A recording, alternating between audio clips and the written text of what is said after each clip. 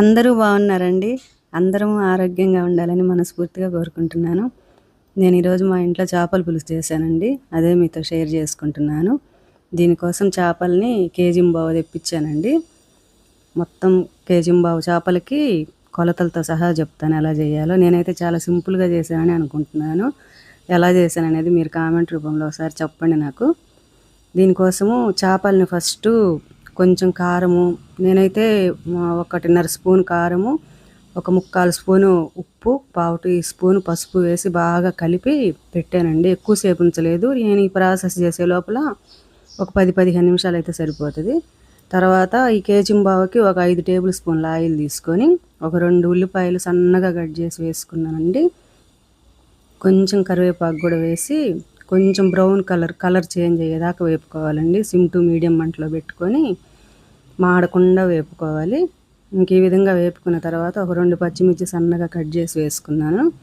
అవి కూడా ఒక 2 సెకండ్లు 3 సెకండ్లు అట్లా వేపితే సరిపోతుంది. తర్వాత టమాటాలండి, నేనైతే 2 టమాటాలు వేసాను సన్నగా పొడవుగా కట్ చేసి. ఇవి కూడా పూర్తిగా మగ్గించుకోవాలి. దీనికోసం ఇట్లా టమాటాలు వేస్తే కొంచెం గుజ్జు వస్తుంది అన్నమాట మనకి.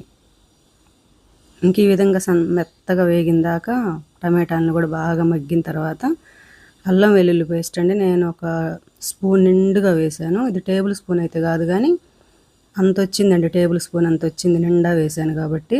అల్లం వెల్లుల్లి పేస్ట్ వేసి దీన్ని కూడా పచ్చివాసన పోయేదాకా 1 నిమిషం అట్లా వేపుకోవాలి. మీడియం టు సిమ్లోనే పెట్టుకోవాలండి మంటని. ఇప్పుడు సాల్టు, ఉప్పు, పసుపు ఇవన్నీ ముందు కలుపుకున్నాం కదా, దాన్ని బట్టి నేను మళ్ళీ ఇక్కడ ఒక 2 టేబుల్ స్పూన్లు కాదండి, మామూలు స్పూన్లు 2 స్పూన్లు కారము, ఒక 3/4 స్పూన్ ఉప్పు, 1/2 టీ స్పూను జీలకర్ర పొడి, కొద్దిగా పసుపు, 1 స్పూన్ నిండా ధనియాల పొడి, ఇది 1/2 టీ స్పూను మెంతి పొడి అండి.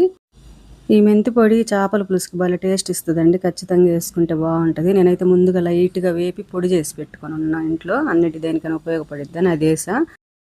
ఇంకా తర్వాత ఇది కూడా కొంచెము ఒక నూనెలో మాడకుండా సిమ్లో పెట్టుకొని కొద్దిసేపు వేపుకోవాలి 1 నిమిషము. తర్వాత చింతపండు పులుసు అండి, ఒక 50 గ్రాముల చింతపండు నానబెట్టి పులుసు తీసుకున్నాను. ఒక 150 ml వాటర్ వేసుకొని బాగా నానబెట్టి పులుసు తీసిపోసుకున్నాను. దీన్ని కూడా మళ్ళీ వాటర్ వేయకుండా 1 నిమిషం 2 నిమిషాలు కొంచెం ఉడికినట్టుగా చేసుకోవాలండి. ఉడికినట్టుగా చేస్తే చింతపండులో ఉండి పచ్చివాసన పోద్ది అనమాట, త్వరగా పోతుంది వాటర్ వేయకుండా కనుక వేపితే. ఇంకా తర్వాత ఇప్పుడు మనకి కావాల్సినంత వాటర్ వేసుకోవాలి. నేనైతే ఈ కేజీంబావు చేపలకి ఒక 250 ml వేసాను. అంటే మొత్తము 250 ml 150 దాదాపు 400 ml దాకా వేసానండి. వేసి బాగా మరగనివ్వాలి. ఇంక వీటిని మరిగిన తర్వాత మనం ఈ కలిపి పెట్టుకున్నాం కదా ఉప్పు, పసుపు, కారము, ఈ చేపల్ని మొత్తాన్ని దీంట్లోకి షిఫ్ట్ చేసుకోవాలి. మంటనైతే సిమ్ టు మీడియంలోనే పెట్టుకోండి. మరి పెద్ద మంట పెడితే చేపలు చిదిరినట్టు అయిపోతాయి అన్నమాట. ఇంక ఈ విధంగా మొత్తం అన్నీ వేసుకొని ఇంకా కలపకూడదండి. ఒకసారి చేపలు వేసిన తర్వాత మనం గంటె కానీ ఏది పెట్టి తిప్పకూడదు. ఈ హ్యాండిల్స్ ఉంటాయి కదా, ఇవి పట్టుకొని చుట్టూ తిప్పినట్టుగా అనాలన్నమాట.